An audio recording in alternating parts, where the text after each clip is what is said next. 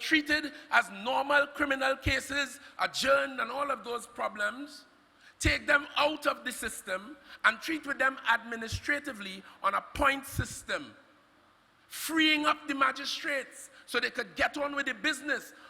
We have a situation here where for 20 years, one matter concerning racket in the airport is still on preliminary inquiry.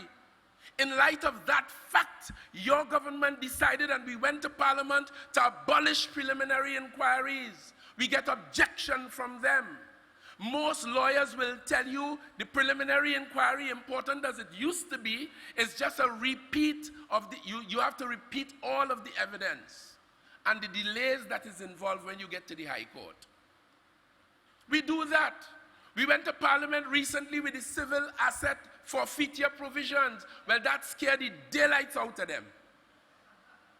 The non-profit organization law, to tighten up non-profit organization, because we found a case where the terrorists, those who want to use money for terrorism and send it to terrorists around the world, use the defunct almost non-profit organization. And we had to tighten that up to prevent that, along with the need for regulation generally.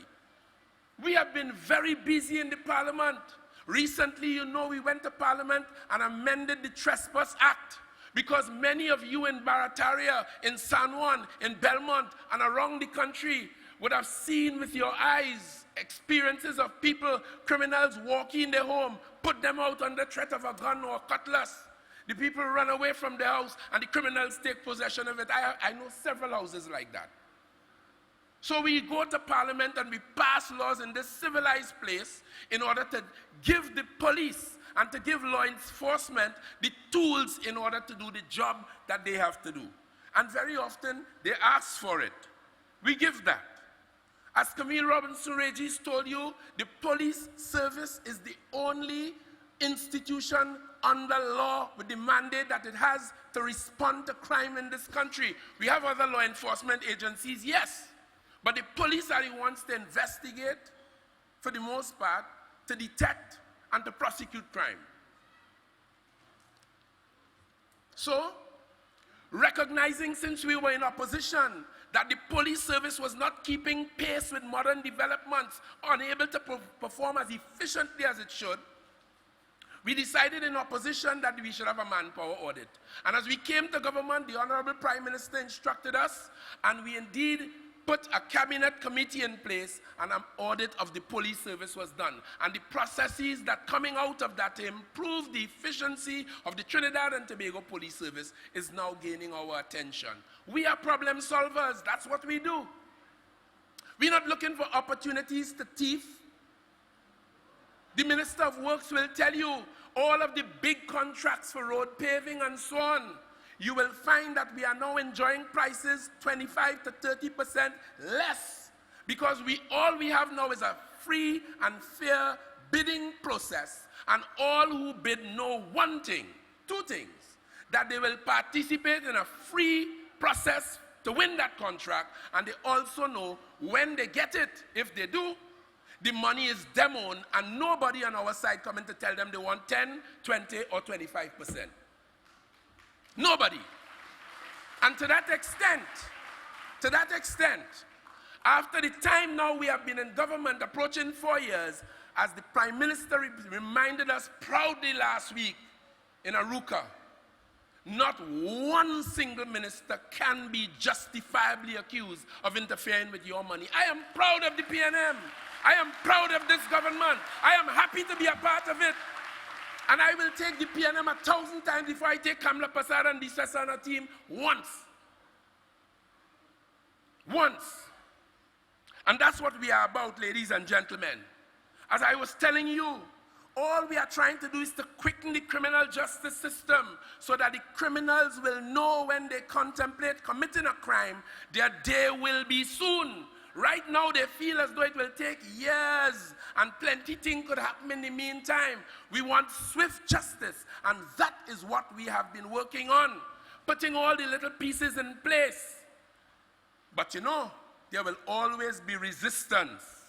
And while we are doing all of that, if you listen to the likes of Ralph You will swear that we have done nothing in this country. We went and announced and turned the sword to carry a road from Valencia to Toco. That fella see that. A road from Grandi to Manzanilla. That fella see that. Their friends opposed that project in the courthouse over and over and over up to the Privy Council. They lost. And we are continuing with that project. We are developing infrastructurally. We are developing socially. We are developing legislatively. And in a little while you will hear what we have done, what we have been doing in respect of the economy. But they are objecting and they behave as though we are doing nothing and trying to convince you in their weekly articles, in their commentary, including last night, that we have done nothing. But you know differently. They are just resisting change. And I have to sit down in the parliament, ladies and gentlemen. Let me tell you something that irks me, as I'm sure it irks my colleagues. When you see Kamla Prasad Bisesa in the parliament, you're not seeing a parliamentarian simplicity, you know. You are not seeing the member of parliament for Barataria or the leader of the opposition. You're seeing a senior counsel, someone who gave herself silk. So last week in the middle of the debate, while she should be thinking as a parliamentarian and acting as a parliamentarian in the interest of the people, she's literally telling the Attorney General, and this is what provoked me, I will be taking this to court. Which tells me that you fight it politically in the last election, you get your tail cut. You lose. We have a mandate, we're carrying it out now. We go to the parliament with measures, we debate it, and very often, as you could see, including last night, or a couple days ago with the non-profit, the only objection in the whole Senate comes from 6 UNC members. In fact, in the whole country, the independents, every one of them voted for the NPO bill. And others. So she's telling the Attorney General, I will be taking this to court. So as I say, you lose on the political platform. You lose out on the debate in the parliament. But you know what? They go to court. And they have a habit, we've seen it. They sit down in the Senate. They sit down in the cabinet when they were there. They sit down in joint select committees and they gather information in the course of those official capacities. And then they use that information to launch vicious attacks in the courthouse and otherwise. Something is immoral and wrong about that. I have a problem with that. May not be able to do anything about it because in this democracy, anyone can be elected. In some parliaments of the world, in India in particular, you could find people with criminal convictions as a parliamentarian. Yeah. And I'm sure in other places. So we might not be able to do anything about it, but I do not like the idea of people getting information. You saw it recently. Anand Ramlogan, a former Attorney General, passed children's law to protect our children in this country. Got the law proclaimed without putting the administrative structure in place, and knowing of that deficiency, walked out of the cabinet, in fact was kicked out of the cabinet ignominiously, and then go on in the courthouse with his best friend and challenge the same law that they passed and proclaimed and did not set up the structures for. Sue the state, in other words. How immoral and low can you get? How much more? But he went on with that for a long time until he went before the Privy Council. And the law lords looked down their glasses at him and asked Mr. Clayton, are you carrying on this matter or is Ramlogan to talk? And they expressed concerns about his conduct. Take note. Take note. So let them continue. Last night, before I go, last night I heard the leader of the opposition talking about some fake ID card. If you didn't know, in this country and in many other countries, including England, and I could speak about that because I studied there for 7 years, and I know, it is not unusual for human beings to steal people's identity. They go in the cemetery, they see John Brown dead, they see the dates of birth, they use that information and they go and get false birth paper and false all kind of thing. That's not new. We have false driver's permits is a regular thing, and the police constable and the traffic police, the transport division can tell you that. Not that we accept it, but with the technology that exists today, they get very close. Even currency, they counterfeit. So the point is, I heard the lady last night saying that they found some fella called Guevara with a fake ID card. And the lady sounded as though she went on about it and then began to tell us that that is the PNM's way of voter padding. We are encouraging people with fake ID card. How did she arrive there? The EBC told the country that although there was a false ID card, it did not appear on their voters or their registration list. But last night she went on for plenty time telling us that because of that, we are trying to voter pad. Who introduced voter padding in this country?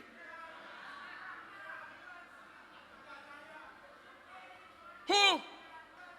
The PNM has been fighting elections since 1956 in this country. And we have been winning and winning and winning and winning. On a few occasions we lose. We pack up our bags and we go home in the spirit of democracy. We plan and we organize. We come back in the next 5 years and cut the tail again. That's how the PNM does it. We don't have to vote apart, Madam Kamla Prasad Bisesa. We are not in that. So ladies and gentlemen, I don't know.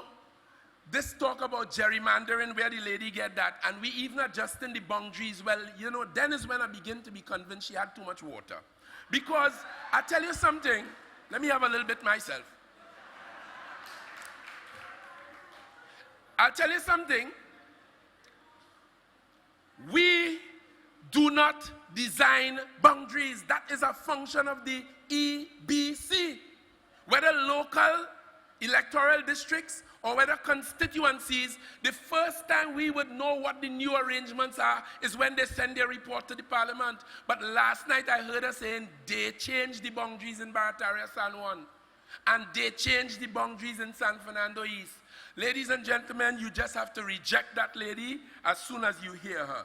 So, we have been told as well that we are dictatorial and we are bullies. I heard Wade Mark saying that. You know Wade Mark? You know Wade Open Book Mark? You know Wade No Supervision Mark? Yeah. Yeah? I have to listen to Wade Mark. I have to sit down in the parliament sometimes and listen to Gerald Ramdeen putting up all kinds of spurious arguments against measures we bring and condemning my leader and talking nonsense. Of all the lawyers in Trinidad and Tobago, maybe about 2,000 of us, Kamla Prasad Bisesa chose Anand Ramlogan as an AG.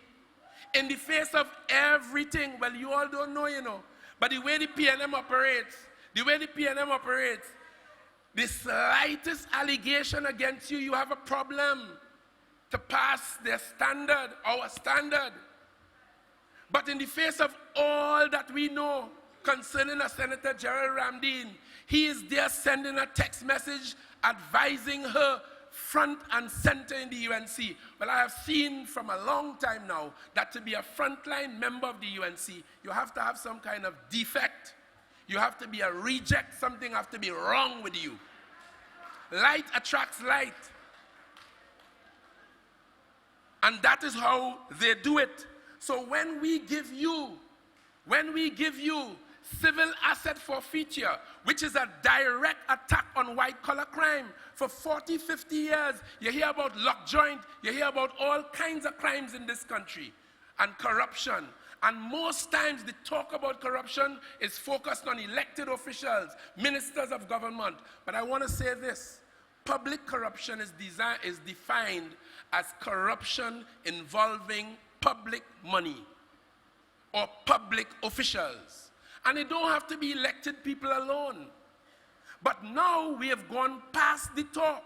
We have now passed legislation that is a direct attack on white-collar crime. And even if we don't get you on the crime, there's an agency called the NCA, the National Crime Agency in the United States, in Kingdom. Their job, ladies and gentlemen, is to monitor the financial dealings and assets of citizens and companies. That's what they do. So they monitor your activities, much like the Integrity Commission is supposed to be doing. And then one day, if they are not satisfied that yours is not ill-gotten gain, they knock on your door. And they come and they ask you to explain where you got it. In most cases, by the time they come, they have the answers already. In the States, the FBI does that too. They ask you to explain. And in the United States, if you lied to an FBI officer, that in itself is a crime. And I heard my Prime Minister say so a long time ago. That's true.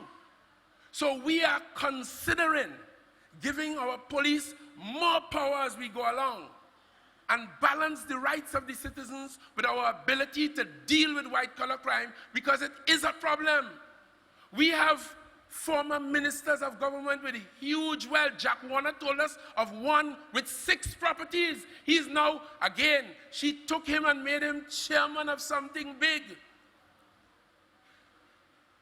The same tactile fella in the air, the one who liked to touch people on plane. Flying tactile. The man is a chairman today. Jack Warner, and it went unchallenged and undisputed, told the country, it is on public record, 6 properties. I know another one, former cabinet minister with 9 properties, and I'm not talking lightly. From Mocha to Philippine to Federation Park, serious. It's not a joke. So when we come with property tax, they will oppose it, because not only will that bring revenue, but it also it makes provisions for every single piece of land to be identified with an owner. And there are 3 ways in which people hide corrupt money. Either in companies, which is why we are amending the non-profit organization and the profit organizations law. Either in land. This is why we are coming to Parliament with registration of deeds law, where you can't hide behind trusts and have somebody else owning property and you hiding in there with corrupt money and assets. And they can also store it in cash. So we understand this, and we are dealing with it bit by bit. They don't like that. Ladies and gentlemen, there's far more to be said. But I'll tell you something, elections local are due this year, and our leader tells us it will come as the law and the Constitution requires it. I am looking forward to that with great enthusiasm, because it is my commitment, it is my purpose, as long as Jah gives me strength, to do all that I can to ensure that the UNC never has a chance to get their slimy hands on your money to do you again what they did you in 1995 to 2001, and what they did again in 2010 to 2015. Good night. God bless you, ladies and gentlemen. Stay strong in your PLM. Don't lose heart. Continue to support your party and keep them crazy ballheads out the town. Thank you very much. Destiny, Mama, look from when you call me. Destiny, Mama, look from when you call it. I wanna rule my destiny. A man of integrity, competence, and commitment. The indomitable Fitzgerald et Albert Hines, ladies and gentlemen. Our Vision 2030 says macroeconomic stability will be maintained. Expected outcomes are a stable macroeconomic environment and ensure sound public finances and low and stable rates of inflation, develop a sound financial system that encourages entrepreneurs and minimizes risks. Ladies and gentlemen, our economy has been in the hands of the chairman of our party, Honorable Colum Imbert. This Minister of Finance, who is an engineer by profession, has certainly ensured that our economy, which he told us only had 3 days of cover when he came in, is now moving in the right direction. Ladies and gentlemen, join with me in welcoming the Chairman of the People's National Movement, the Member of Parliament for Digamartin North East, the Minister of Finance, the Honorable Colum Imbert.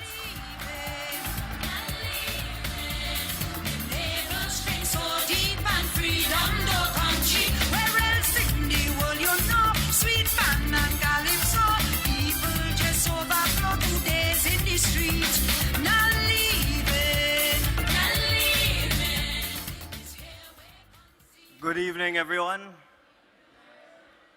Dr. the Honorable Keith Rowley, political leader of the People's National Movement and Prime Minister of the Republic of Trinidad and Tobago, my cabinet colleague Fitzgerald Hines, my other cabinet colleagues Nyan Gadsby Dolly, Camille Robinson Regis, other members of the cabinet, the chairman of the Sawa Laventil Regional Corporation, other members of the executive of the People's National Movement, supporters, friends, well-wishers, I bring you good tidings tonight. And I think it's about time, because there's a lot of old talk outside there. Our opponents are indeed desperate, ladies and gentlemen. They are indeed desperate. There are two things that they think they're going to trip up the PNM. One is crime and security, and the other is the economy. And they're deadly scared that if we deal with those two problems in an effective and positive way, they're gone through. Well, I come here tonight to tell you, they're gone through. Let me read something from a document I was looking at just tonight. You know, there's a lot of stupid talk out there.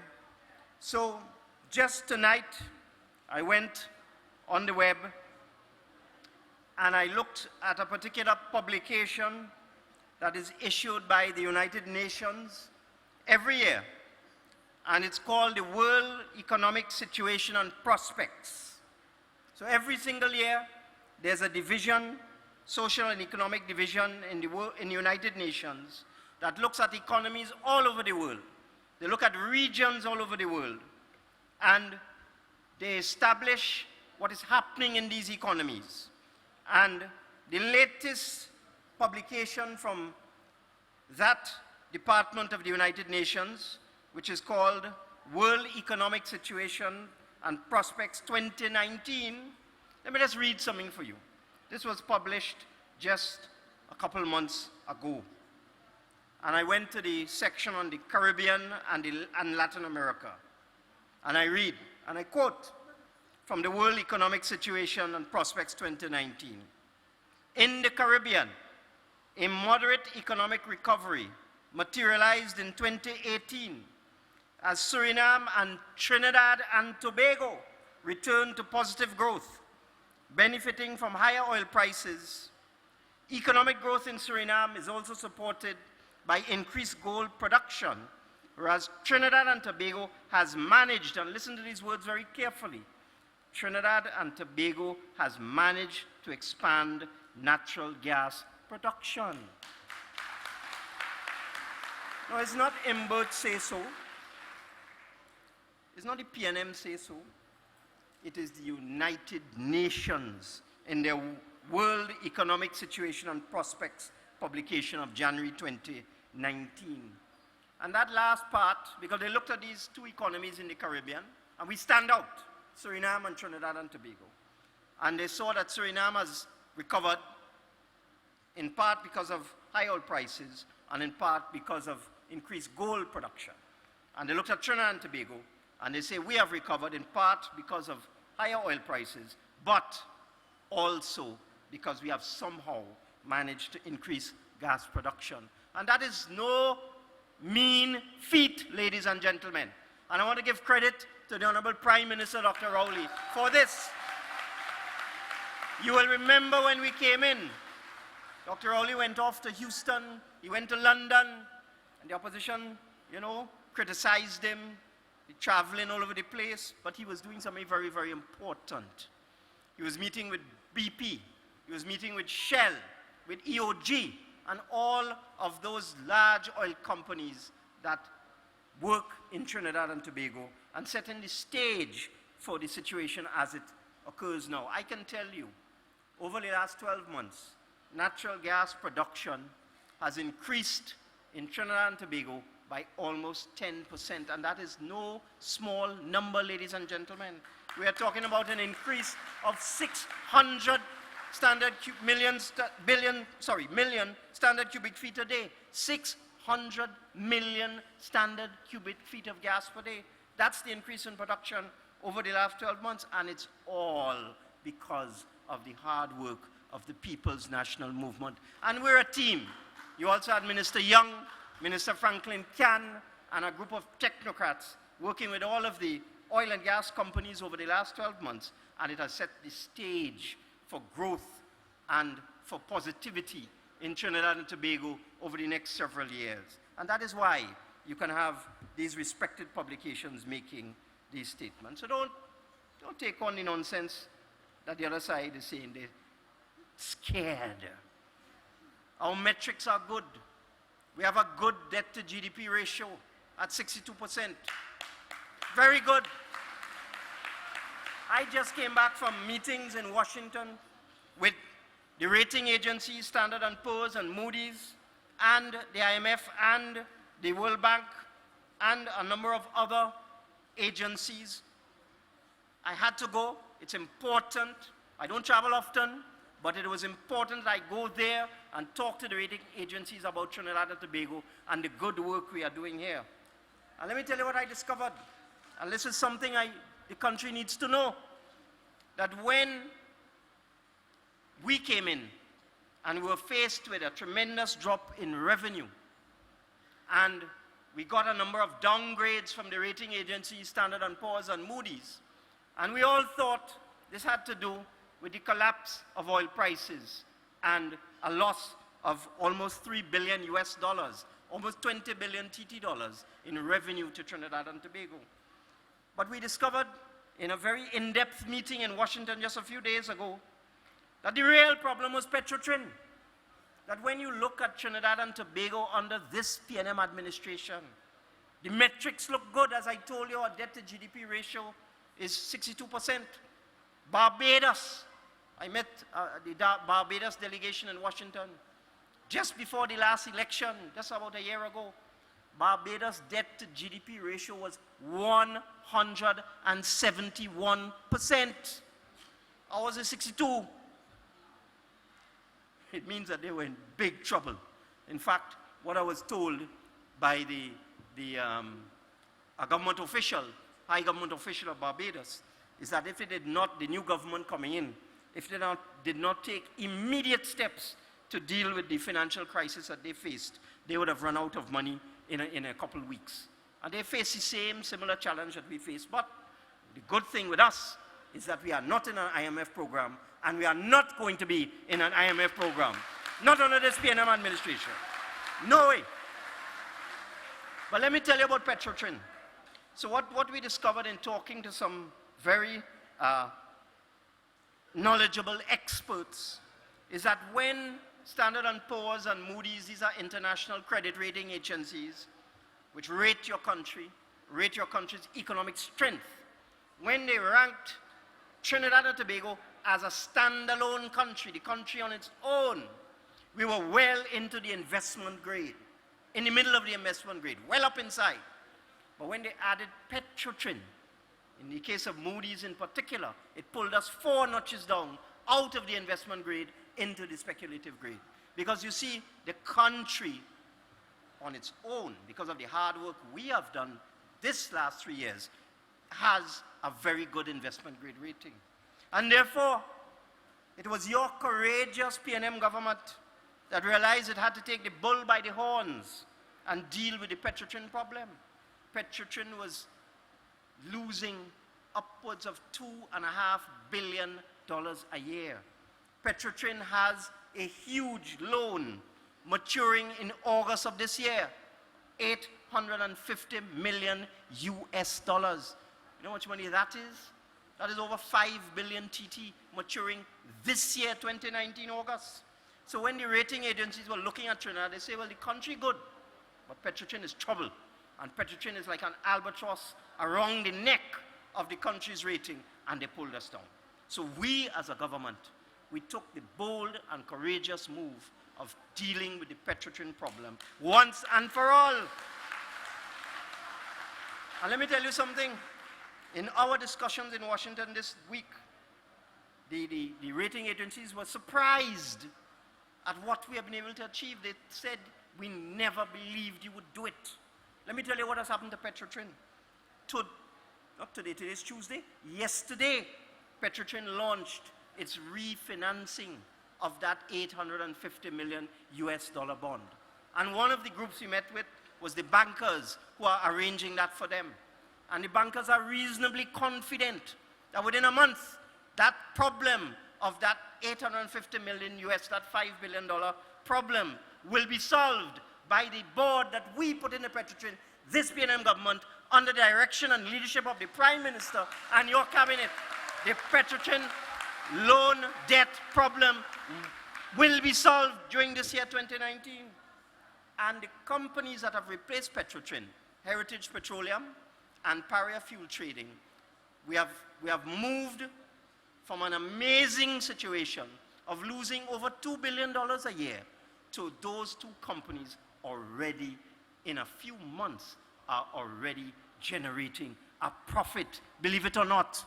Both Heritage Petroleum, which produces oil, and Barataria Fuel Trading, which imports and sells fuel, are making a profit. So we've gone from a situation where there was a $2 billion drain on the economy to now we have profitable companies, wholly owned state enterprises in our energy sector. And believe it or not, for the first time in 3 years, I am told by Petrotrin, by Trinidad Petroleum, which is now the holding company, and I have no reason to doubt them, that within a couple of weeks, for the first time in 3 years, we will receive a royalty payment from those Petrotrin companies. For the first time in 3 years.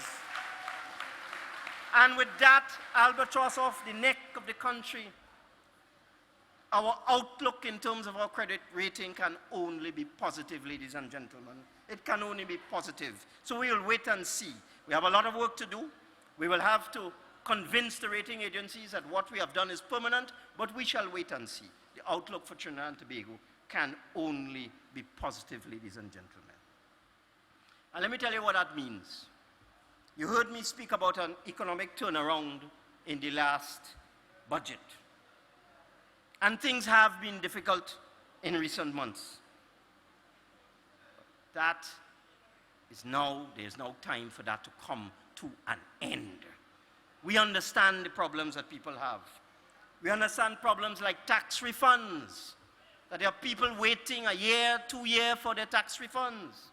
And I'm telling you here tonight, your PNM government is going to do what is necessary to expedite the payment of all tax refunds to small taxpayers within the next couple of months. We will raise the money, and all small taxpayers that are due refunds will get them within the next couple of months. Another problem that businesses face, small businesses, in addition to big businesses, is outstanding VAT refunds. And let me explain the problem that we faced. When we came in, we met VAT refunds not paid. You hear what I'm saying? VAT refunds not paid by the former government of $4.5 billion. $4.5 billion in outstanding VAT refunds. And VAT refunds develop every month to the tune of about $350 million a month. So you're talking over $4 billion a year in VAT refunds just generating the system. And we carrying that load of $4.5 billion in VAT refunds since September 2015, and then $4 billion every year keeps adding. But it's not fair to business owners. It's not fair, because a lot of businesses depend on these VAT refunds to keep the business going, especially small businesses. So we're going to deal with that too. That is one of the things your government is going to do within the next couple months. We are going to resolve the issue of VAT refunds. We can't pay off the whole $4.5 billion in arrears. But we're going to start to put more money into the system and allow small businesses in particular to get their VAT refunds. So tax refunds for small taxpayers, VAT refunds for small, medium, and large businesses. But let me tell you what else we're going to do. Because we've spent the last 3 years doing a lot of preparatory work. And now it's time to get things done. So we have a hospital under construction in Point Fortin that should finish fairly soon, Minister of Health and member for Point Fortin. We have a hospital under construction at Rima that should also finish fairly soon. And as the Prime Minister announced, we are going to build a brand new hospital in Sangre Grande. It's going to cost us about $3 billion, but you're worth it. The people of Trinidad and Tobago, you are worth it. So we will raise the money to complete those 2 hospitals. Well, we've already raised the money for that, and we will raise the money for the Sangre Grande Hospital, and that will be done within the next couple of months, so that hospital could get cracking in 2019. We also are aware, ladies and gentlemen, of potholes all over the place. We know about potholes. We know about bad roads. Again, we have been fighting for the last 3 years, but we have turned it around.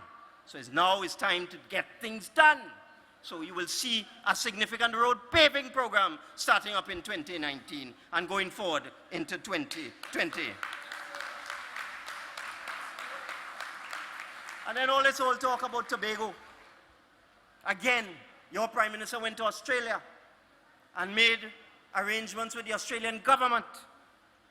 And out of that visit came the procurement of 2 new fast ferries from the best ferry manufacturers in the world, from Incat and from Austal. Boats not cheap, boats not cheap. We could have made a decision to refurbish what we have. We could have buy a whole boat. No. The fast ferries that we acquired under the PNM in 2006 have served us very well. And it is time now to retire those vessels. And it is time to give the people of Trinidad and Tobago, more so the people of Tobago, 2 brand new state-of-the-art modern fast ferries. And I can tell you, we're well on the way. We're well on the way. The boats are under construction, the commercial contracts are being executed, and my ministry is in the process of raising the financing. The down payments have been paid and so on. So 2 new fast ferries coming to deal with that inter-island route problem in 2020. And also 2 new military vessels to help us to deal with patrolling our maritime borders. We're also going to do whatever it takes to do what we can to complete the Point Fortin Highway. It's going to cost us $1 billion, but that will be $1 billion well worth spent. So you can expect that from your PNM government as well. And you have seen the Prime Minister turn the sod for the road to Sangre Grande, the road to Toko. All of that is in the works, ladies and gentlemen. My job as Minister of Finance is not to do. My job is to raise the money. And I know it has been hard. And I know it has been difficult for everyone, for all the citizens of Trinidad and Tobago, for my cabinet colleagues who have had to be patient. I know. But now it's time to get things done. And you're going to see action coming from the Ministry of Finance in the next 12 months. We also have a housing bond. You will see a housing bond coming out in the newspapers within the next month. We're going to raise $1 billion to build thousands of houses for you, the ordinary people of Trinidad and Tobago. And that is $1 billion this year and $1 billion next year. We are making no joke. So I needed to tell you this because if you listen to the other side, Trinidad gone through, as I said, the economic indicators are good. We have a low debt to GDP ratio.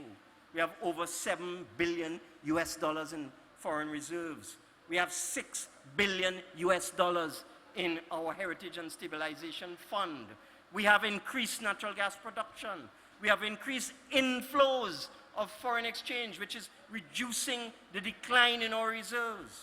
Things are looking up for Trinidad and Tobago. And I'm not leaving out San Fernando.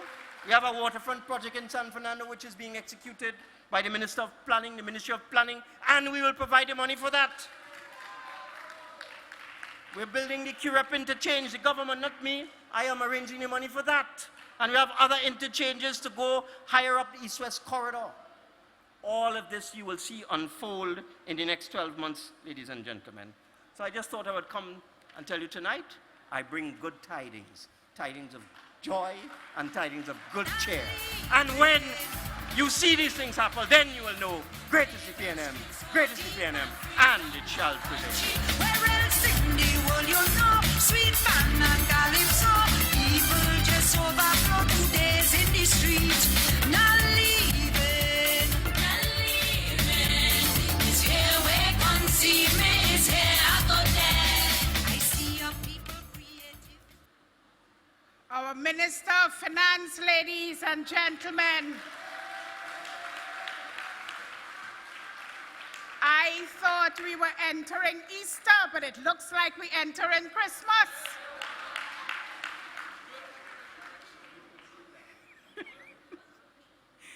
Ladies and gentlemen, Keith Rowley said to us in 2018, and I quote, "In the face of seemingly insurmountable challenges, we may be tempted to forget the power we possess to make a positive difference.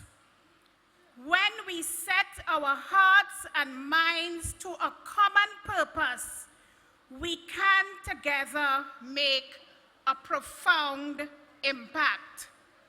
That was our Prime Minister in November 2018. And ladies and gentlemen, that has been the mantra of our Prime Minister from the time he became the political leader of the PNM, and it continues to be his mantra. Another thing that he has told us is, we in the PNM envision a society where integrity and morality in public life is of the highest priority, and the government serves the public good above all else, and where decisions are made and actions taken by the government in the best interest of all concerned. And ladies and gentlemen, from September 2015 to today, that is how your People's National Movement government under the leadership of Keith Rowley has been operating in the interest of all the citizens of Trinidad and Tobago. Ladies and gentlemen, I ask you to join with me in welcoming to the podium the captain of the PNM ship, the political leader of the People's National Movement, the Prime Minister of Trinidad and Tobago, a man who is steeped in integrity, a man whose history has shown us that he is a leader for all times, in good times and in bad, and a leader for all the people of Trinidad and Tobago. Ladies and gentlemen, this is a man with fortitude. This is a man who has a vision for Trinidad and Tobago. And this is the man who will continue to lead us through good times and bad. And from what our Minister of Finance said, the good times are coming. The good times are here. I'm corrected. Ladies and gentlemen, join me now in welcoming our political leader, the Prime Minister of Trinidad and Tobago,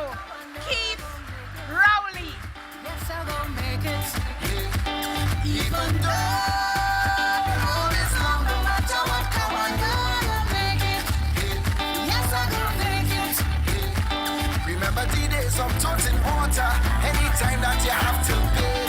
But when people pass and they see you, oh my Lord, used to feel that shame. Wondering if this lasts forever, wondering when you will feel proud. If it's one thing that he didn't tell me, there is sunrise after each cloud. I say, even though the road is long, no matter what come, I know I'm gonna make it. Yeah, oh Lord, I'm gonna make it. Even though.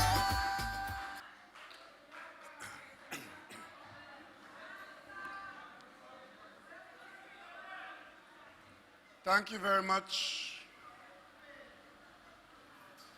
the chairperson of tonight's proceedings here in Barataria South Secondary School,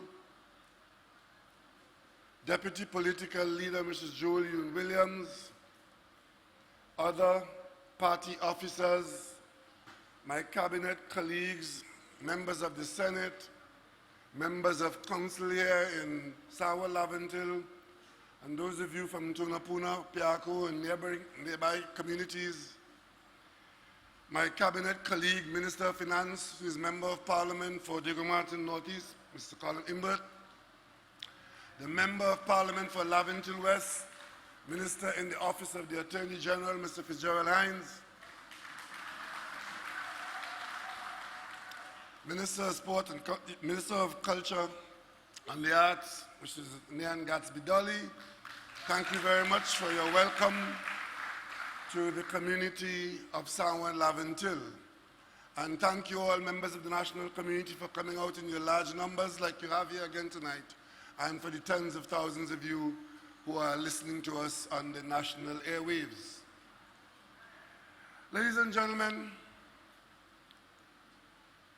I came here to talk to you about the performance of the government. But permit me a little time to talk to you about this place that I'm from. Some of you, if not all of you, would know that I'm from Tobago. Tobago has a population of about 65,000 people. And in the scheme of things, in the overall population of 1.3 million, the Tobago population of 65,000 is a drop in the national ocean. But in that community where I was born, where I was raised, our standards and our values have always been our treasure.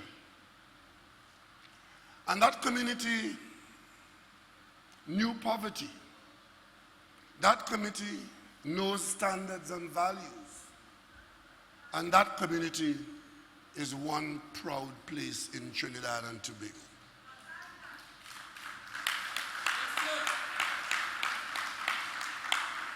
And in making contributions to the national development, there are many ways that one can measure it. But we in Tobago, we are proud of what we've produced and what we've sent to Trinidad.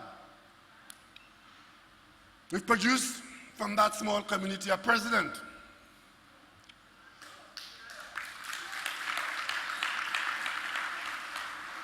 We produced 2 prime ministers.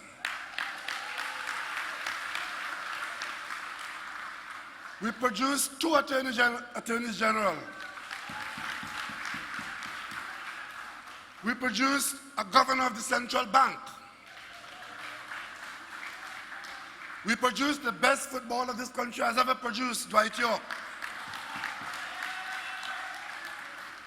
We've produced, in the last Olympic, if my memory serves me right, the largest contingent in our Olympic team from any part of the country came from Tobago. We've produced a number of doctors, nurses, teachers, farmers, fishermen. We've produced a body of proud citizens of Trinidad and Tobago. We did so, and we continue to do so. So when the head of the Mahasabha sees it fit to sit down in front of his microphone and make a vid blog to broadcast to the world that Tobagonian men are lazy rapists, I take objection to that.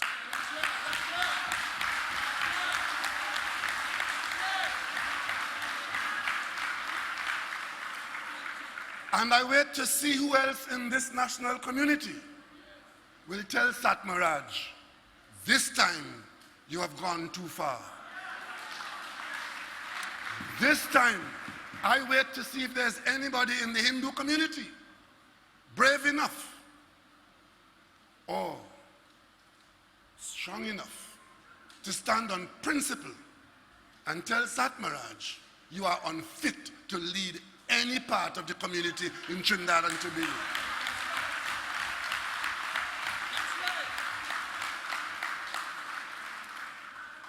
Because when a leader of a huge part of the country could tell the world that paying for a ferry to work between Trinidad and Tobago, to carry Trinidadians to Tobago, and to bring Tobagonians from Tobago to Trinidad, it's a link.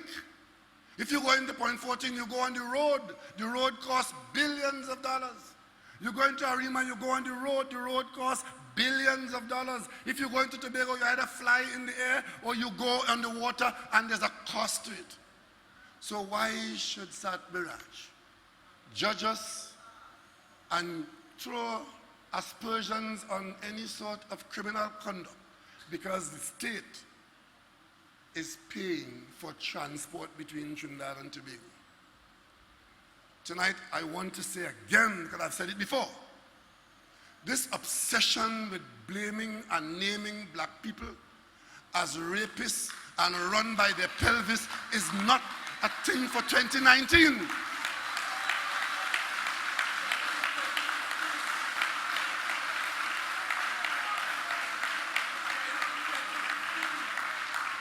In 2015, I was opposition leader, and the Hansard will show that the Prime Minister and the leader of government business organized to put on Hansard that the opposition leader was a rapist. Today, the leader of the Mahasabha goes one mile further. Tobagonians are lazy rapists. And this country accepts that because it's sad. If I had said that about anybody in this country, everybody else would have known how to respond to that.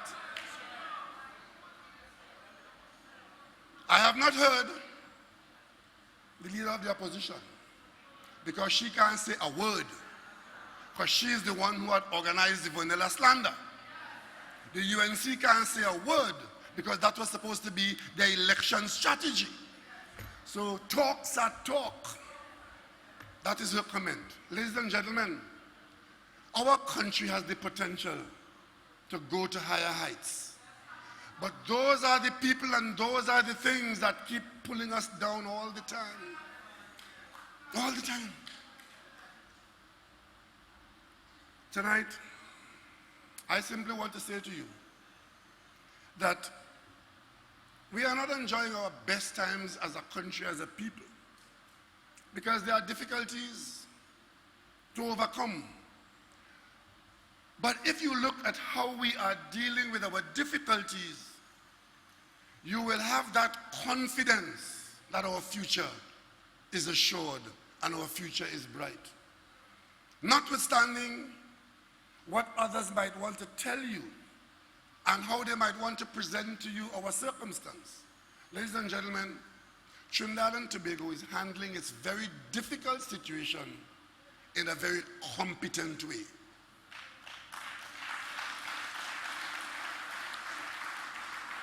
The Minister of Finance just mentioned a few of the things that he is seeing us embarking upon, and much of it would be driven in the development program by loan funding. But as I said to you before, loans are a good thing as long as you have the ability to repay. So once we keep our eye on the ability to repay, and secondly and most importantly, once we use the money that we borrow to develop the country, it is an investment in our future.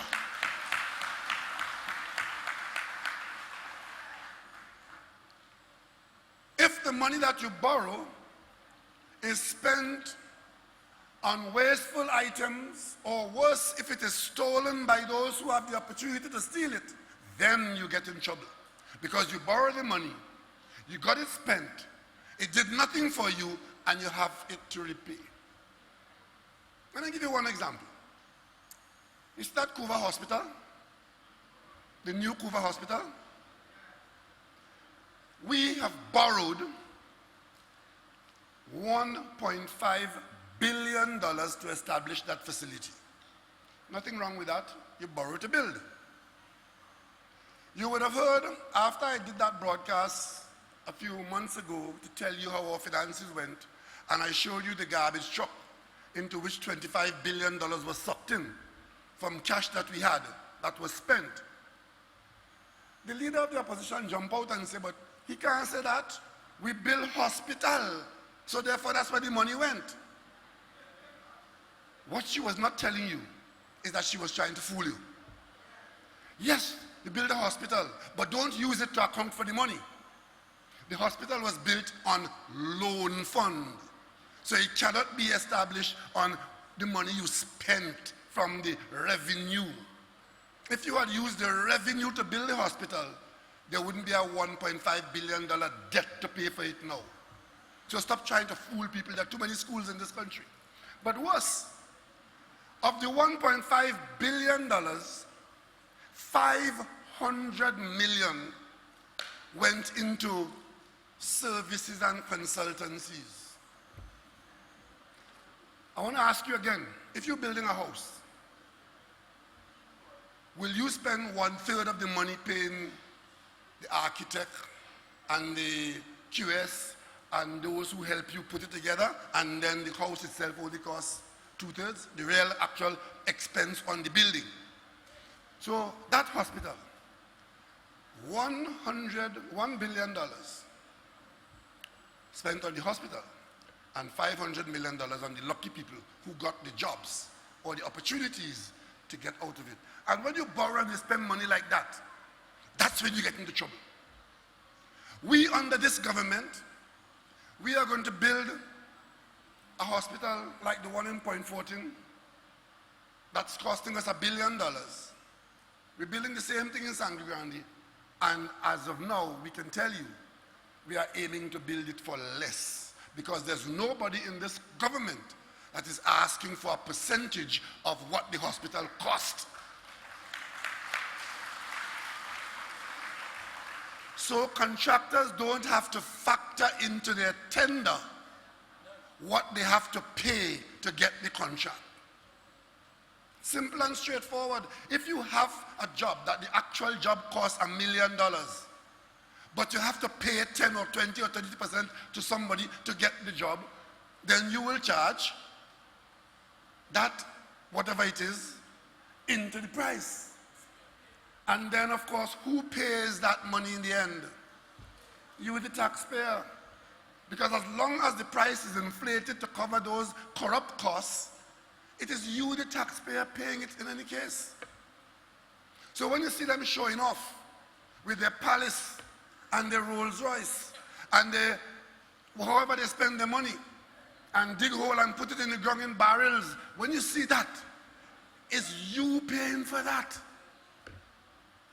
And the only difference between then and now is because one of the things that we have done since we have come into office is to bring some element of sobriety and honesty to the conduct of public business, and we have declared war on corruption in Trinidad and Tobago.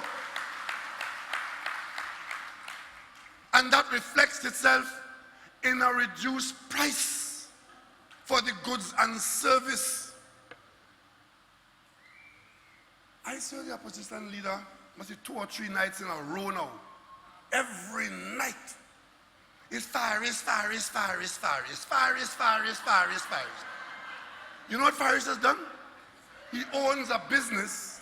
He and his family that owned property, and one of those properties was identified by a state agency, and the state rented it on terms that are very favorable.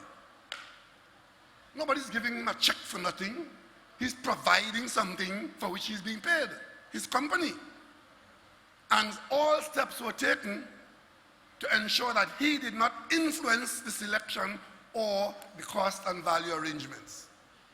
And that is so upsetting to the opposition leader. She now cannot sleep. She dreams Farish, she wakes Farish, she talks Farish. Because all of a sudden, this Prime Minister, who oversaw the expenditure that we have all known for the last 5 years, 2010 to 2015, had no problem with taxpayers' money being frittered away, being stolen, being wasted, but all of a sudden, everything that they talk about is looking for an example. I tell you something, the reason why they're looking so hard for a mark to bust on this government is because this government is a straight up and honest government, and marks hard to find.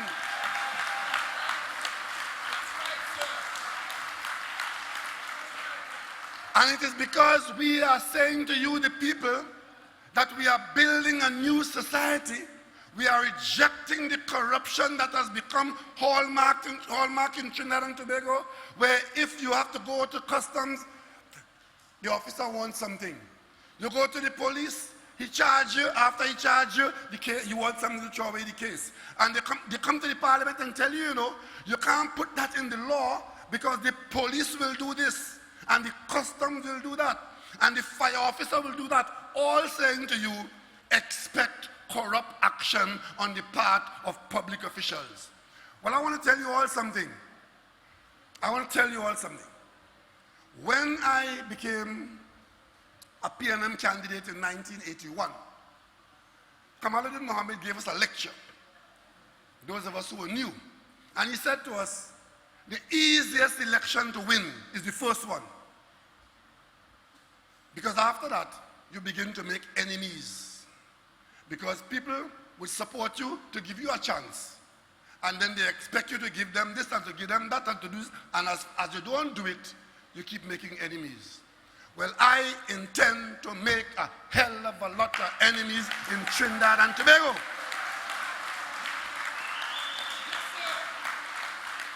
And at the end of the day, we'll count the numbers. But I say to you, I do that in the full knowledge, that is my view, that the vast majority of people in Trinidad and Tobago are decent, right-thinking people, and they will support a change for the better. We must come to a place where we can expect that if you go to the customs officer is an honest public servant who is there to serve you and to do so within the law. We must come to a place where if a police officer comes to you, you can see that uniform and you can feel safe that he's an honest officer who is there to serve you. You must come to a place where you elect somebody to office and the whole office and they're looking after your affairs and they're not there to take kickbacks and to take 10% and 20% and to get rich the 3 years they're in office. Because, ladies and gentlemen, the way it is now in this country, I can tell you after 3.5 years as Prime Minister in this country, if you go to buy a paper clip in this country, somebody wants something. We are going to change that.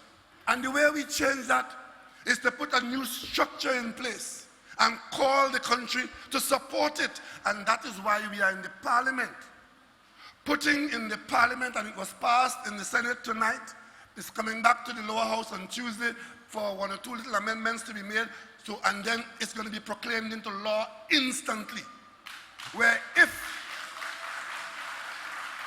you find yourself under criminal observation from which you have been profiting and you can only explain it by criminality, then the law is there for the public officers whose job it is to ask the question, and when the questions cannot be answered, then you are not to prosper from your criminal conduct. That is the law in Sri Lanka. And if you see how the UNC fighting that, you would believe is the birthright to take it away. You would believe that somebody left it in a will for them and we come to take it away. What we are putting in place is a legal structure to allow the state to go after persons who have obtained their wealth through criminal conduct, especially those who have been put in positions of trust and who have abused that trust by stealing from the people.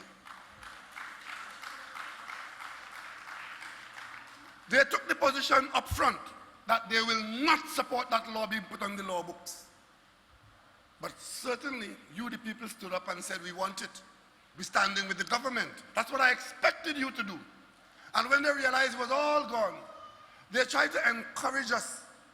Up to tonight, the very last thing they did in the Senate tonight, even after it was passed in the House, it goes to the Senate. The last thing they did tonight is Wade Mark trying to ask the Attorney General to put the law, put a preamble that says it requires a 3/5 majority.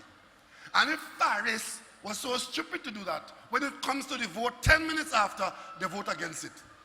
And you would have heard that the law was defeated. What manner of people are these?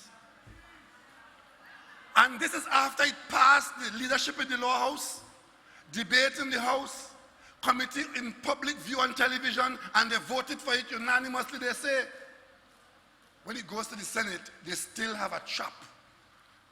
Put a preamble of 3/5 majority, which bring their votes into play. And then when the vote is called, they just remain silent. Don't even have to vote against it. Just remain silent. Because once it requires a 3/5 majority, they have to vote yes. If they just remain silent and don't vote yes, they could say we didn't vote against it, but the bill falls. And after they did that in the lower house, trying to tell you stupidness about the reason why they vote for it is because Kamala was so brilliant and they make amendments and the law is now good. Poppycock, as Daily Knock will say. They voted for it only because it was going to be passed by the government's vote alone, because it did not require a 3/5 majority. And what they have been doing is trying to play to the gallery. Today I watched them for the whole day. From 10 o'clock this morning till 7 o'clock tonight, they sat in the Senate and they nitpick, trying to give you the impression to be able to say, when they vote for it, it's because they fixed the bill. A comma here, a T to be crossed here, an amendment here, 15 minutes discussing the amendment, then the amendment falls. Then when it's not Wade Mark, it's Ramdeen. When it's not Ramdeen, it's Hussein, and they're playing tag team for the whole day. At the end of it, nothing has changed. The bill is now on its way to become law. But I tell you one thing, we will do this every time we have to do it. And we are going to rely on you, the people, because it was you, the people, when the UNC put a clause in the law to facilitate corruption of the worst kind in this country and use the parliament to do it. I call you, the people, out. Well, they're calling out a march on Farish sometime next week. I expect that they expect you to be there. Because as far as they're concerned, that's the big issue in the country. Our big issue is that now that this law is passed, where you can go after the unexplained wealth, and if they cannot explain it, it will be forfeited. Everybody knows that there are some people in this country who know who did what. We are now going to go to the parliament, and we're going to put before the parliament a whistleblower law.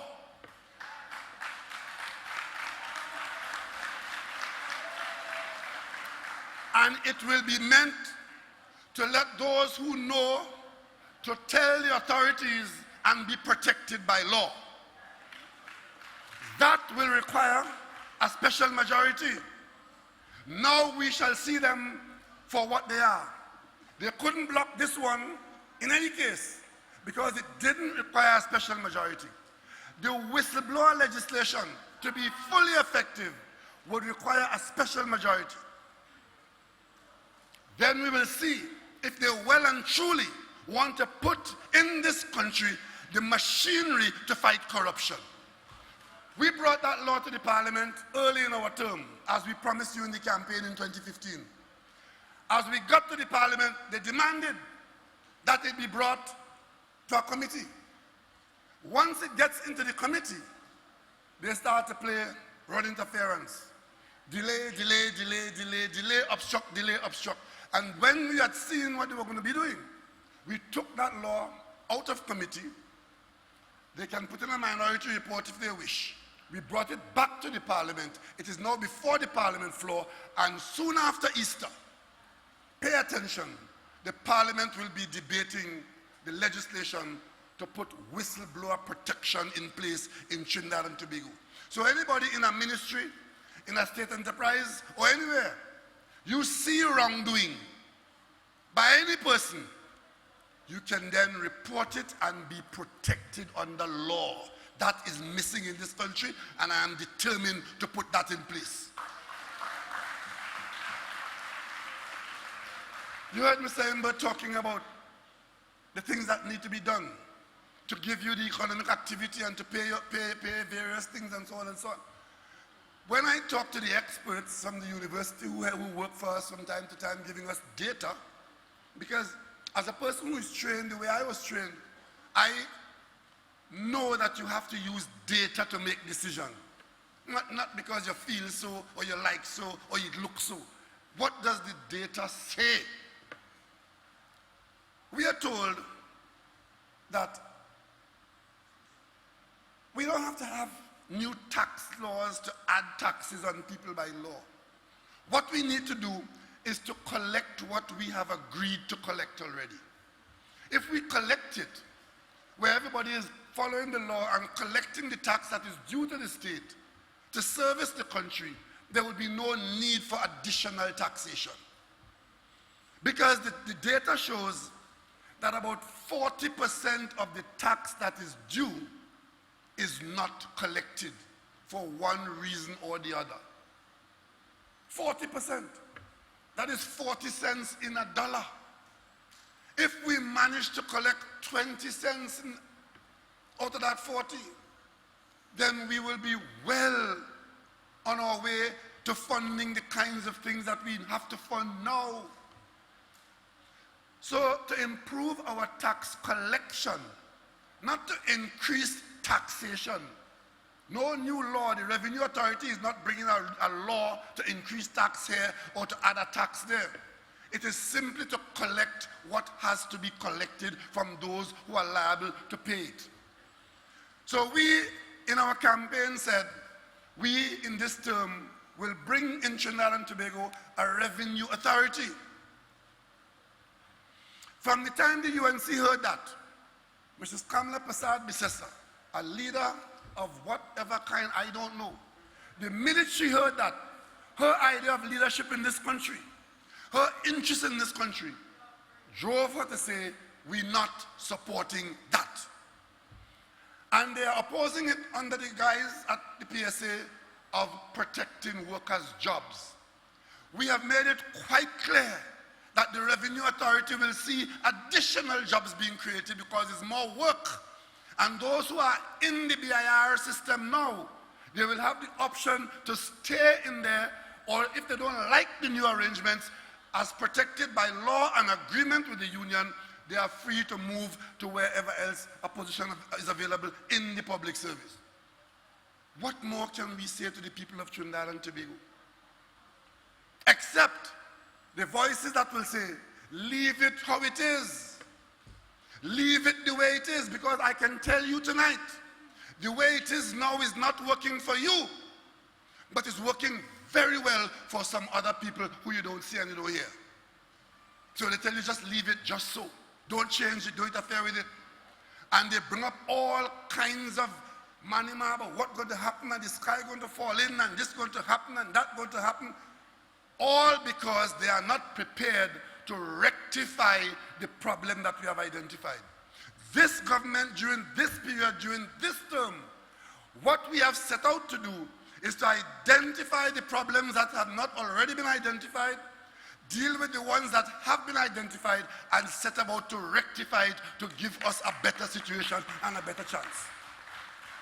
And it's against that background that we, early in our tenure, realize it doesn't matter what else we embark upon.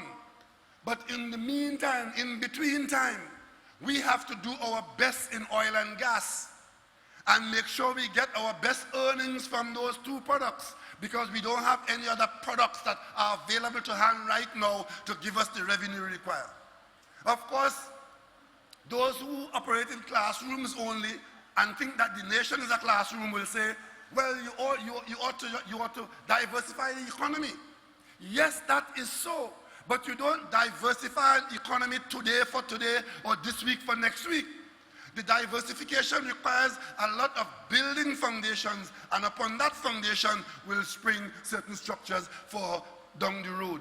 So you do the actions to diversify, but in terms of your immediate sustenance, oil and gas would have to remain the area of focus for us for the time being. So we came into office, and what did we meet, and what were we treating within the last 3 years?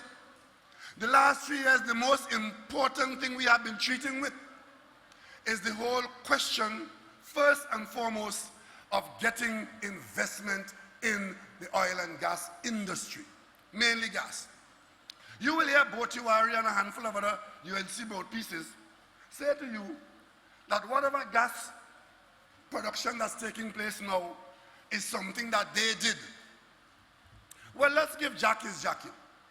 They too did realize what I've just said, that we have to stimulate the production of gas in the country to fund our gas export industry to get earnings to service the country. They understood that too, and they took a step to do it. The step that they took was to give serious tax breaks, which are offerings of write-offs to the oil companies to do it in the fastest possible way, saying, unlike what was there before, where if you spend money in the drilling and development program, it is written off against your taxes 20%, 20%, 20% going forward and so on. That means you will get it written off over time, but you don't deprive the tax base in any 1 year of a huge amount of revenue going to write off that. So they agreed to that. They agreed to instant write-off. But they thought that would have stimulated the industry. Well, it did not. Because what we met was the oil companies, the gas companies coming to us and saying, if we produce this gas, we are not happy with the price at which gas is sold in Trinidad.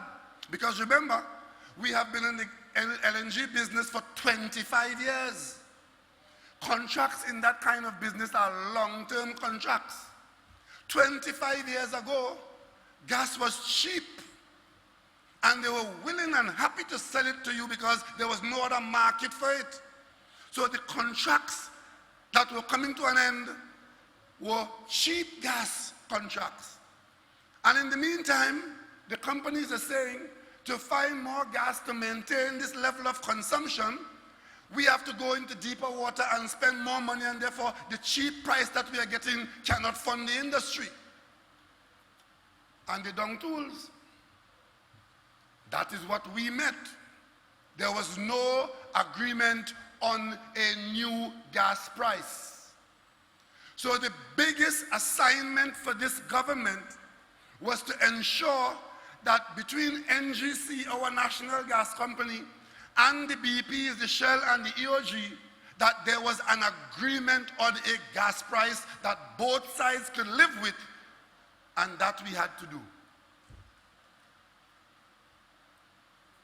Without a gas price, BP, EOG, and later on, well, Shell came in towards the end, were there waiting and watching. What did the government of Trinidad and Tobago do in 2015 in that situation? They watched them too. The government watched them, and the gas users had their contracts on month to month. These are billion-dollar contracts. This is not carnival band where after Ash Wednesday you show the costume, you know. This is a billion-dollar industry being put in a month-to-month arrangement, and I can tell you, by the time I settled into the prime ministership, I was dealing and talking to people in that business who were talking about leaving Trinidad and Tobago. Our gas production was down to 3.1 BCF per day, requiring 4.2 to be comfortable. We don't have 3.1. What does the Prime Minister do then? Encourage the two sides to negotiate, and then they came to a deadlock. Because NGC is saying the price that they're offering, we can't contract to that because then we can't sell it. And the companies were saying the price that NGC want is too low, we can't produce for that. So both sides down tools. What does the Prime Minister do?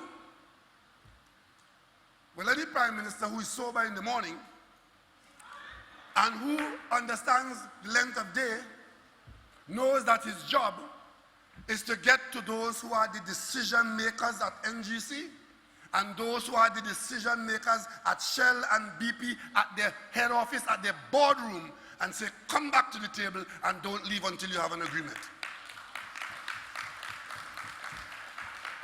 Well, I did that. You know, in looking for something to throw at me and my government, as far as Kamla Prasad Bisesa, Boti Warrior, and a couple others, that is a bad thing, you know. You would hear Munilal say, the Prime Minister, I never negotiate any contract. What I did was to get the negotiators to move from where they were and move to a place where we could have announced that both sides are happy, and now immediately the investment begins to flow. So it's flowing now. The gas production is going up. And even as I speak to you now, we are 80 miles off our East Coast, drilling in deep water. And those of you who are good at praying, I'm asking you to pray, because our future will be very bright if we are successful in that area. So we are 80 miles off the East Coast. How many of you saw in the papers yesterday or today that there was an attempt at piracy off our North Coast? So just off the North Coast, piracy. But our lifeblood is now to come from 80 miles off in the Atlantic Ocean.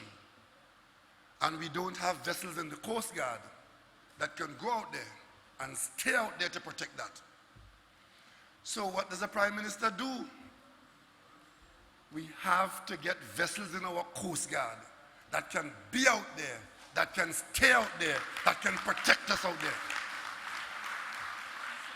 So when a previous Prime Minister by the name of Mrs. Kamla Prasad Bisesa canceled the contract that were in place, put there by the Patrick Manning government, and told us that we don't need to be in the sea, we're fighting crime in the road in Belmont, it only demonstrates an ignorance that is beyond comprehension. If there was any urgency, any extreme urgency in Trinidad and Tobago from a national security and from an economic standpoint, it was an urgency to get vessels in our Coast Guard that can patrol our waters and protect our gas fields. So we went to Australia and we tapped into a fund that the Australian government has, and we have 2 Coast Guard vessels going to be currently under construction to come here in next year. And when they come here, they will give us the ability, one of those vessels will be out there for 28 days. The vessel has an endurance to be in that ocean for 28 days, and then it comes back in, and then the other one goes out. You need at least 2. If you have one, when that one comes in, you have 0. But to have round-the-clock protection, you need 2. We've ordered 2, and ladies and gentlemen, we borrow money to spend money like that and not to thief.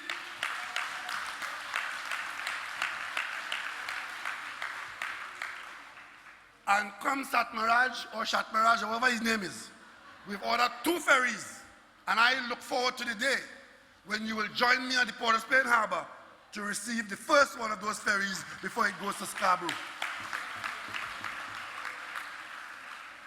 And the Tobagonians, as described, who sat no, I know that there are tens of thousands of Tobagonians who are anxiously waiting and looking for the day when we will get our new vessels to make sure that we have a proper link between Trinidad and Tobago. We borrow money to do that, and that is money well spent. You hear them talking about agriculture, agriculture, agriculture. The only thing they know about agriculture is the word. The word. You know, I was in the parliament in 1991, 95, and they all like to take on this mantle of agriculture. Half of them never put their hand in dirt yet. And when I tell them, my father was a cane farmer. My father worked as a laborer at Usine factory, Usine St. Madeleine grounds, cutting cane. They couldn't understand that. Tobago and from Tobago come to Trinidad and work in the cane fields. I don't use that in my politics, but that is part of my heritage. We produce our own cane in Tobago and have our own mill and make our own sugar and go and sell it in the market. That's what I grew up with. But of course, you know, if you are going to expand the agricultural effort, especially planting, you have to have planting material. There was hardly any planting material available. Even as we said, we are going to go on a drive to increase our planting effort, no planting material available. So what we had to do, the first thing we had to do was to establish, renovate, and operate new nurseries. Nurseries at Komuto, Upgrade Mapa, W. Claro, St. Augustine was there, and we produced 3 million pieces of planting material, 3 million seedlings. As I speak to you now, in many areas we're waiting for the rain to fall because we have planting material to plant. And what are we planting? We started to prepare seedlings to replace hardwoods that we've lost, softwoods, and fruit trees. You hear they talk about cocoa. Half of them were talking about cocoa, have no idea what you're talking about, you know. One of them sent me a text saying cocoa spelled C-O-C-O, you know.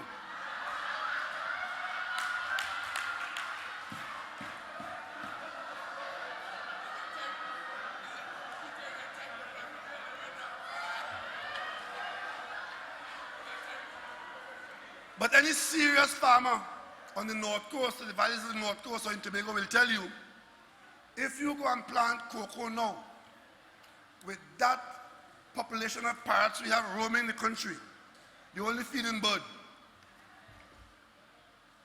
So what you have to do is to have a program where you plant back forest trees and fruit trees around so that the birds can be fed away from your cocoa. Because if you don't have a good population of fruiting trees around the cocoa estates, the birds are going to feed on the cocoa. So no amount of cocoa talk in Parliament or in the papers could give you the beans you need. So Minister Rambarat has laid the foundation. And some of you, I invite members of the media to pay some attention to these kinds of development. Follow one or two of you. Follow somebody in agriculture. Go to the nursery and see what they're doing. We've had a bad setback though. We had about 300,000 citrus plants ready for planting last planting season. And just as we were about to distribute those plants, we discovered that we had imported into Trinidad and Tobago a very damaging disease. Come on, the Chinese called Hong Gombling, something like that, where the leaves turn yellow and green, the fruit goes sour, and it cannot be rectified, and it spreads. So we had to destroy all of those seedlings. And then worse, when we came to the nursery in St. Augustine, we discovered the nursery was infected as well. So what we have done, and I want to acknowledge and thank Dr. John Allen, who is the advisor to the Prime Minister in Agriculture.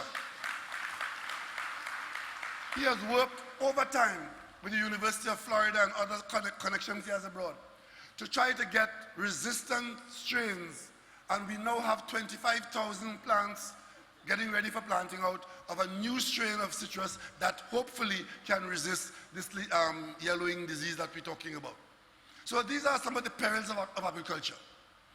And we stick with it. And we must stick with it. And this government is going to encourage some young people to get involved in agriculture. And what is being done at Nutrients to encourage farmers to work under different and modern conditions, those things are going to be encouraged. And only then will we get any improvement in agriculture. You know, today I was going through some documents and I just had to shake my head.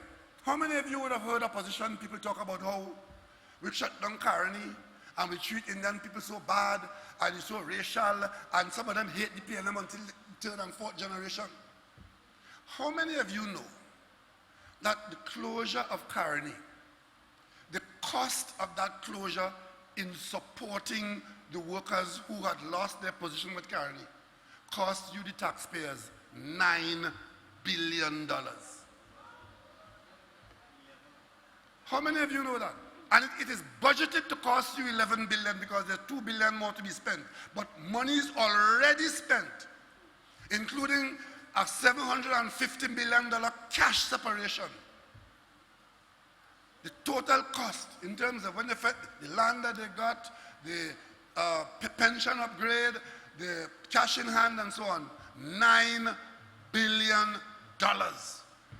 But you will hear opposition politicians talk about how people have been thrown on the street and kicked out and treated in the worst possible way in a little economy like Trinidad and Tobago, where $9 billion is nothing to be sneezed at. And since Mr. Satmaraj wants to cost Tobagonians on the basis of the cost of the ferry between Port of Spain and Scarborough, I want to ask Satmaraj tonight, how many people in Tobago got $1 from that $9 billion?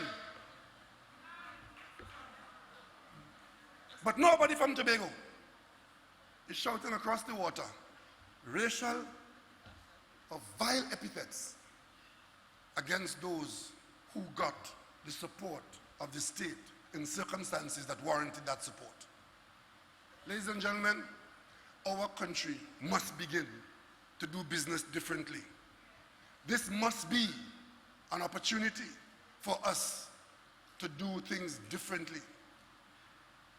And you will see in this country a different style of governance. You will see a different style of responsibility. And you must join it so that the outcome will be better for your children. When we talk about institutions, that is what will provide the strength and the backbone to this new society that we're talking about. Some of the leaders in this country, especially the ones in the political arena, have absolutely no regard for institutions at all. They are all about personalities. Person. They can only talk about Rowley in the personal capacity, me and my father.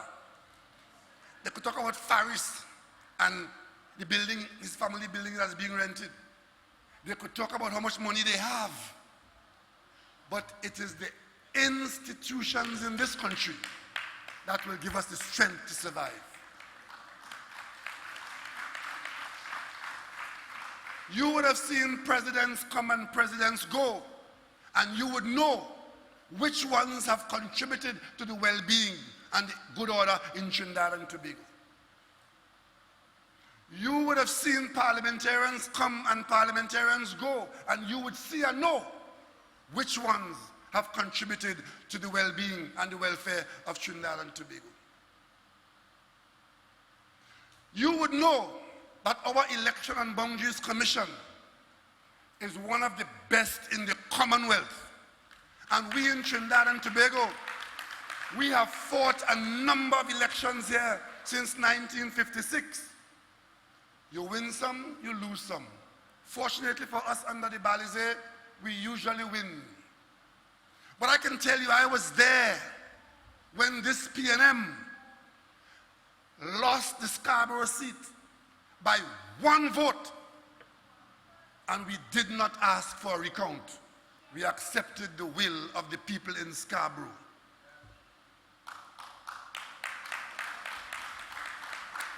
Orville London, who served as Chief Secretary of Tobago for 4 terms unbroken. The first time he fought in Signal Hill, he lost by, I think, 10 votes. We have a candidate in San Fernando, we call him One Vote Lynch. Win by 1 vote. And of course, those who were in office then on the other side, they didn't denigrate the EBC. They didn't try to destroy the institutions. Mrs. Williams knows what I'm talking about. 1 vote we win by. But by the time the next election came around, he had been such a good councillor, he won by hundreds. That's how it's done.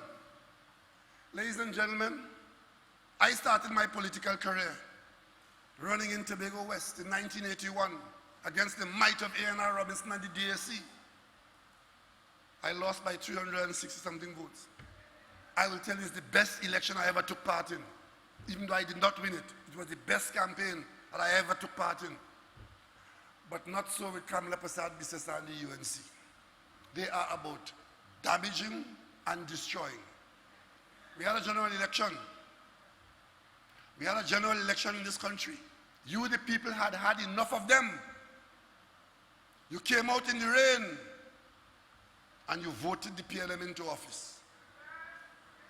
Trinidad and Tobago was the only place I know of where an opposition gone to court to tell the court that the EBC caused people to vote. Everywhere else in the world, the argument is that people are prevented from voting. But in Trinidad and Tobago, under Kamala Persad-Bissessar, they're making an argument that EBC extended the voting hours and allowed people to vote. 7 seats are deemed to be marginal. They won 2, we won 5. They're telling the court that the 5 that the PNM win must be struck down, election petition. But the 2 that they won, they could keep. They won Barataria by 500 votes. But I'm putting them on notice now, they're not winning it again.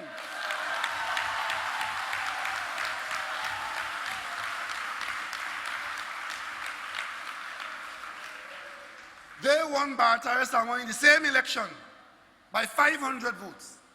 We won San Fernando by 3,000 votes. They're going in court asking the court election petition. Well, of course, they lost, as they should, as they must. Petitions of that nature end in our court here. It can't go to the Privy Council. They now owe the PNM millions of dollars in legal fees. Have you heard any of them talking about paying the PNM its money? But what they're doing, they're trying to reopen the election petition through a series of roundabout conspiracies, hoping to end up in a situation where the election petition cases are open, so they will escape paying the cost. And of course, if they're lucky, they still think that the court could strike down those 5 seats. So, we see some social media under the earth arrangement, somebody living underground somewhere, turns over the stone and come out with something saying that some Venezuelan has a Trinidad and Tobago ID card and a Trinidad and Tobago passport. Ladies and gentlemen, I don't think that should have surprised anybody, because it's not today people have been trying to get their hands on documents of Trinidad and Tobago. And the reason is that those documents are valuable. They're valuable. And people who come into our country, some of them with criminal intent, can find the means of trying to get into the system. We saw a complaint and we got a report that there were people trying to get birth certificates in the registrar's office. These are security issues. America with 300 million people and the biggest army and the biggest navy and the biggest secret service, people still copying their cards. Now I see some UNC spokesperson saying that the thing in the papers looks so real that it must have come from the EBC. Well, idiot.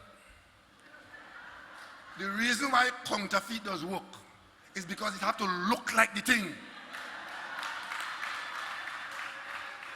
Whether it's money, certificate, ID card, it has to look like it. If it doesn't look like it, the first person you show will call the police. Now, based on that fellow's interpretation, and he identified himself as a former employee of the EBC, the leader of the opposition in Trinidad and Tobago now comes out and makes the most outrageous statement against the Election and Boundaries Commission.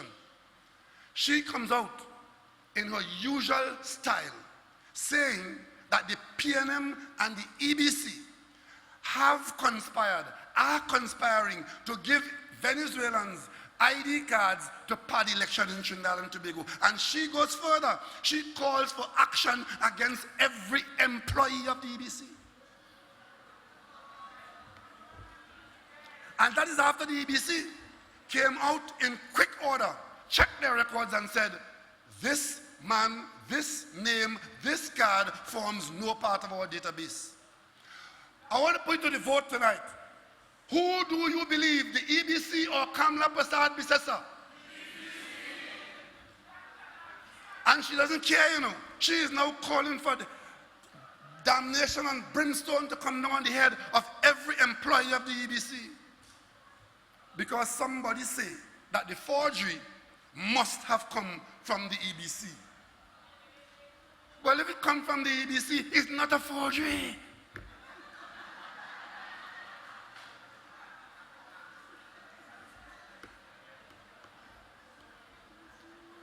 But these kinds of statements would go all around the world.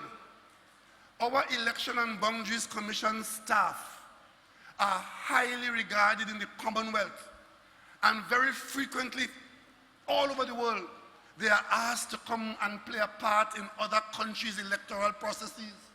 When Kamla Prasad Bisesa go out and put on the internet and on the world that they conspire with the government in Trinidad to thief election, what will that do to the institution? What does that do to the staff's, morale? And it is just one lie, and she knows it. One incident, which is being investigated. And I could tell you now, the only reason why she could go on a UNC platform and make that misstatement the subject of her discourse is because she has nothing to say about this PNM government that is credible, believable, or useful.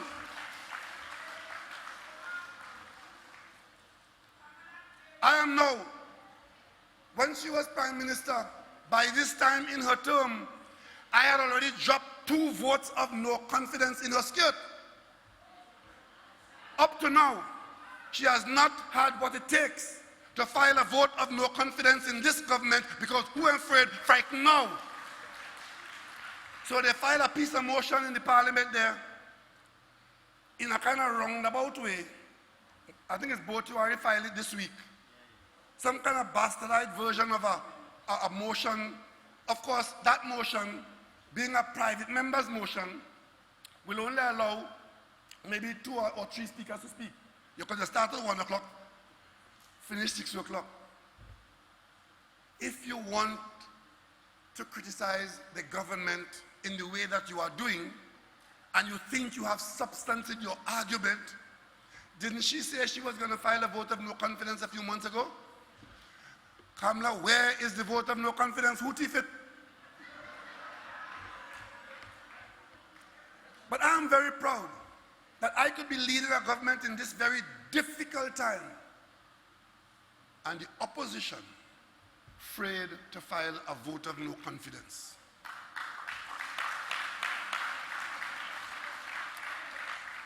In this very difficult time, and I don't want any of you to believe that we are in the land of milk and honey and plain sailing in front of us, Like parents who brought up children in very difficult circumstances, but know in their heart of hearts that those children will do well. We are in very difficult situations here, and we know that we can get out of it, and someday in the future, we are going to be doing well. We know that. We are fighting with debt. We are managing cash flow. We are looking at support for those who need the support most. So every single one of our social support systems are in place, and social support services are available in the same way they were available when we had money, because we give that priority. We have not shut down a single one of those programs. Here's a big point. We cut gate. Ladies and gentlemen, even before there was a collapse of the revenue, gate was under the knife because a significant part of gate had gone astray and there was money being wasted in gate. And the review just happened to have come in our time, and we did what a sensible government will do, which is to make the adjustment. Gate is still alive and well, and it's being funded and being utilized, but not in the same way as when money was being wasted in there. But as far as they're concerned, that's a big point. And it's a big point because they have nothing else. Have nothing else to talk about. Nothing else to talk about. So they're mentioning gate. You know, ladies and gentlemen, as we talk about a better time and creating a new society and creating a better space in which corruption does not sit on the throne, we have to understand that we are better off in that way than the way things are going now. How could we have been putting this argument to you but pretending not to know what was happening at Petrotrin? How could we? We said to you that we know the very importance of the oil industry, Petrotrin.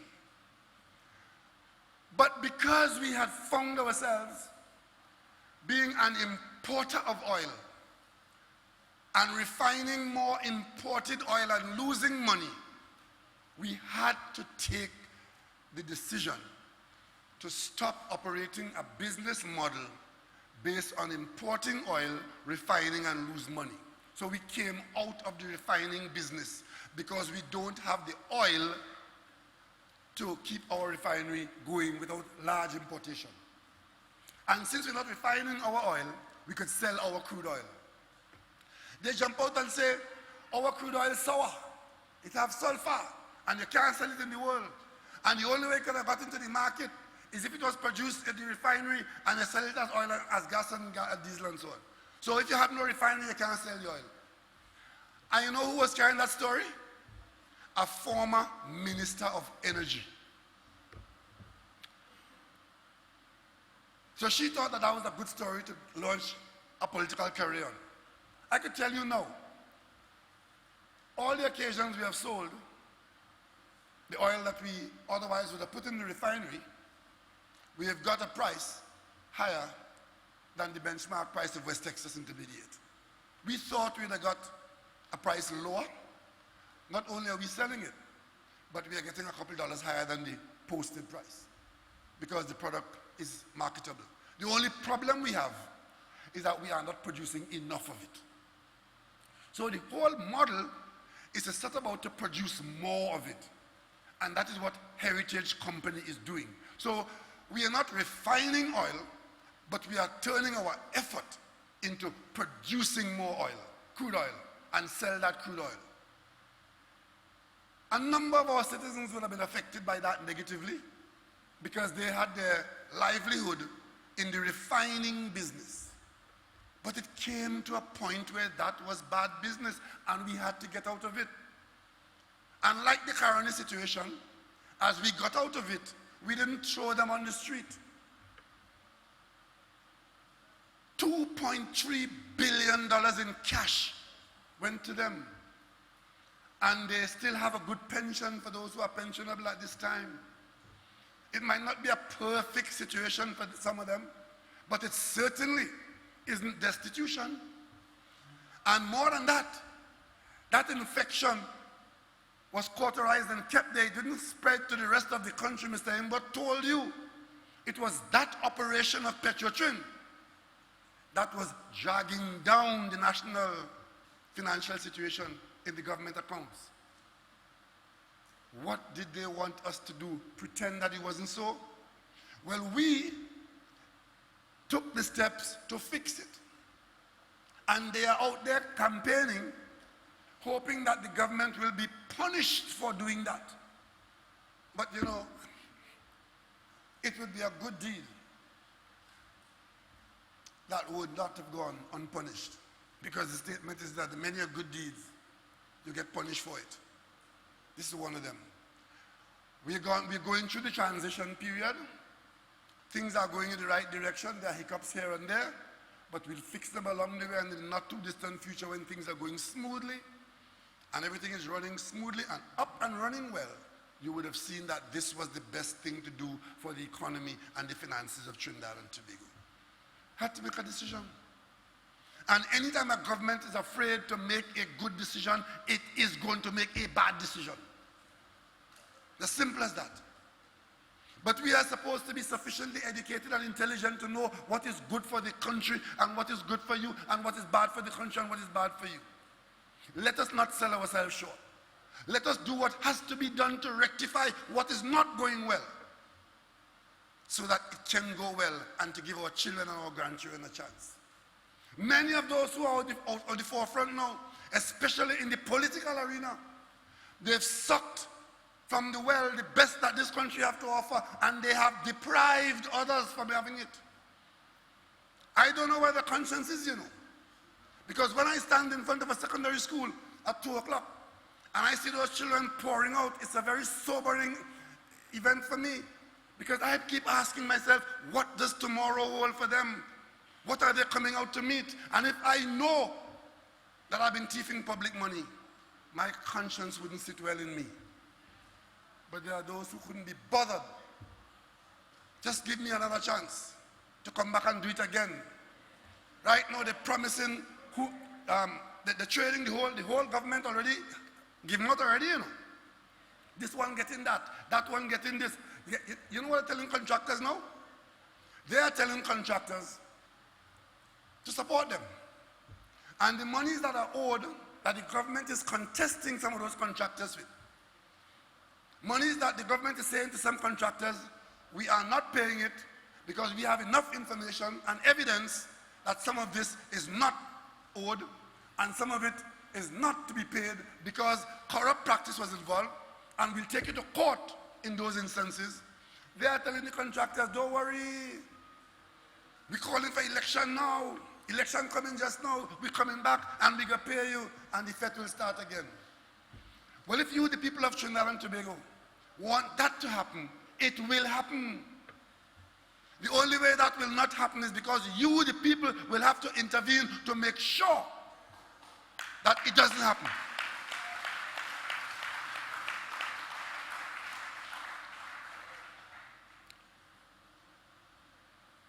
We fought and got the CLICO assets. We've created a national investment fund, and I hope many of you in here would have taken the opportunity to save and invest in that fund so that you can get your dividends that are being paid now. The fund is operating quite well. Many of the young people among us, their aspiration is to get married if they do, start a family if they must, but they want a home of their own. They can't go to the marketplace. We have said to you, and I'm pleased to tell you now, that in the next few weeks, you should be able to pay into that housing bond so that when a house becomes available to you, you will have saved towards it. And the way we're doing it, you pay into the bond at the HDC, or wherever it's done, and you are identified with a particular project and a particular unit in that project. And as you're saving, the unit is being built, because it's one way of mobilizing your own money to build your own house. So we are encouraging you to save, because I can tell you many young people and some not so young people will be telling you, I applied to the HTC 15 years ago, 20 years ago, and my name ain't called. You call the name. They have cent to pay for the housing. And that's when they invoke, but I vote for you. don't go so. The houses are not gifts.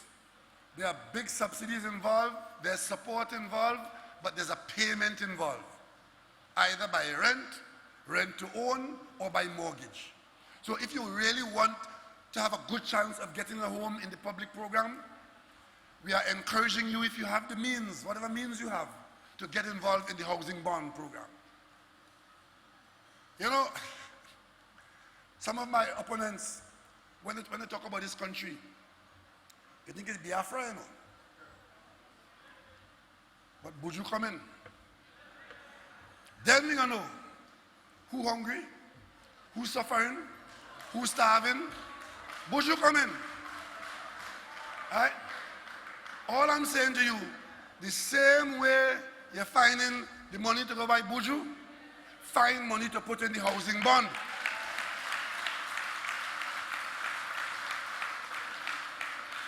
Especially if you have children. Especially if you have a wife or a husband. Because the first thing you're required to do, as a man, I'm told, or I should say as a woman, is to try to contribute to that place of your own that's called a home. Because when you do that, your wealth begins to grow.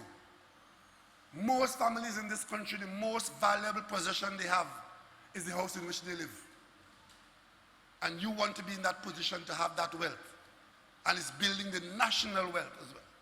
So I want to encourage you, when the Minister of Finance in the next few weeks put the housing bond in place, those of you who already have a house, it will also be a good investment because it will pay a good return.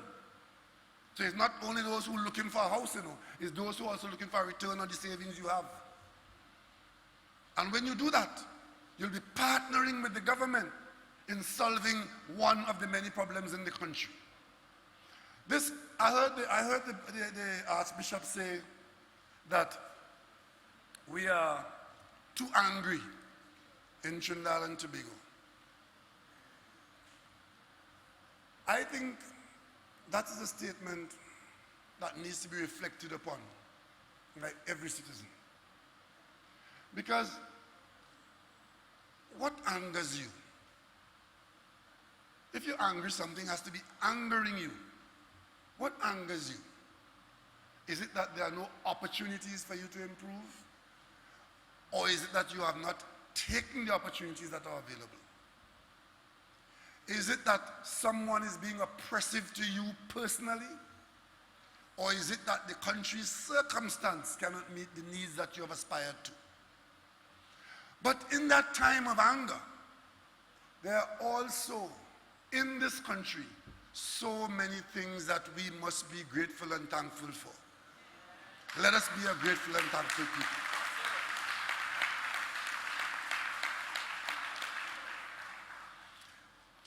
As we compare ourselves with others, you will find, if the comparison is fair and reasonable, that Trinidad and Tobago, this gem of the Southern Caribbean, even in our most difficult times, we're not doing too badly. And I must say, had we not done what we have done, or what we are doing, it could easily have been a whole lot worse. It is the good management and the honest governance in Trinidad and Tobago that allows us to be where we are today. As bad as some people think that it is. But we are not standing still. We are aiming to keep moving ever upward, ever forward. So tonight, I want to say to you, the people of Barataria, that your country, the government which you support, and I don't mean the PNM, I mean the government as of the country, the state, is carrying a significant burden, contributing to whatever life you have. Whatever the life you have, the state is carrying a piece of your burden. In many instances, that burden is funded by debt. So when you hear people talking about don't borrow, and debt, is you they're talking about. Because if you are made to pay your full cost of carriage, so that there'll be no debt, you will have to do something else with your step. And of course, they could always tell you who gone on the breadline if we rectify something and it involves the loss of some jobs. Never a pleasant experience. But they can't tell you and will never tell you how many jobs being created by the projects that are underway. We have a number of projects underway, every single one of them involving many tens or hundreds of persons on the job. And the only person who will make reference to that, the People's National Movement. I heard Jolene John say they open an office in Tunapuna, and it's called the Corridor Movement or something. Jolene, the UNC is not a movement. The movement is the People's National Movement. The UNC has a very long name, of which the UNC is only the first part. The rest of the name is UNC. Where they do. The rest of the name is where they do, not movement. So, PLM members and supporters, fellow citizens all from all walks of life, the best opportunity this country has to overcome its difficulties and to make the best of our opportunities, our talent and our potential is to stand with the People's National Movement. We thank you.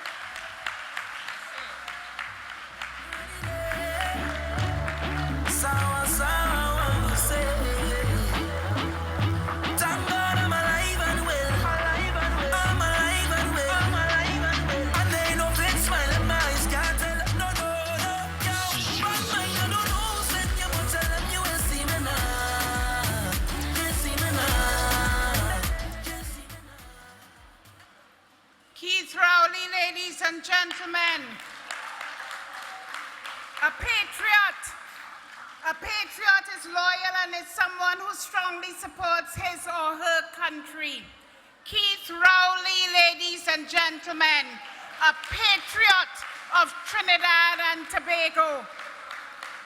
Thank you, Dr. Rowley. And before you leave, ladies and gentlemen, we have one item of culture being done by Mrs. Timke, and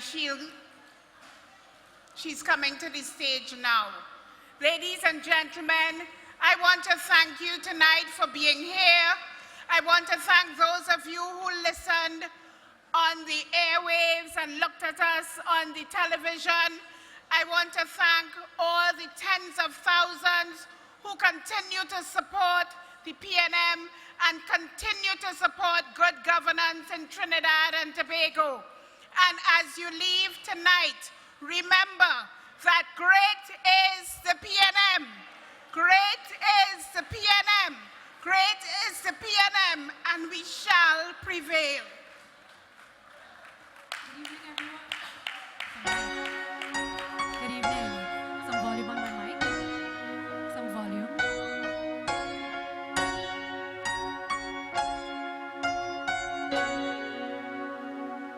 There is a candle in every soul, some brightly burning, some dark and cold. There is a spirit who brings a fire, ignites a candle, and makes his home. So carry your candle, run to the darkness, seek out the hopeless, the tired and worn. Carry your candle for all to see it.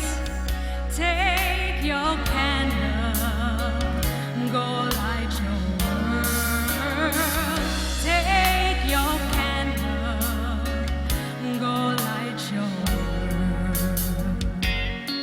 Tobago, shine your light, frustrated. See how he's tried to light his own candle some other way. See now your sister, she's been robbed and lied to, still holds her candle without a flame. Sing along with me. So carry your candle, run to the darkness, seek out the lonely, the tired and worn. Hold out your candle for all to see. Take your candle, go light your world. Take your candle, go light your world. Each of us has the power to make this place a better place. Whose hearts are failing, so let's raise a candle and light up sky. Praying to our Father in the name of Jesus. Make us a beacon in darkness time. So carry your candle, run to the darkness, seek out the helpless, deceived and torn. Hold out your candle for all to see. Take your candle, go light your world. Run to the darkness, hopeless, confused and torn. Candles, oh, see it. Take your candle, go light your world. Take your candle,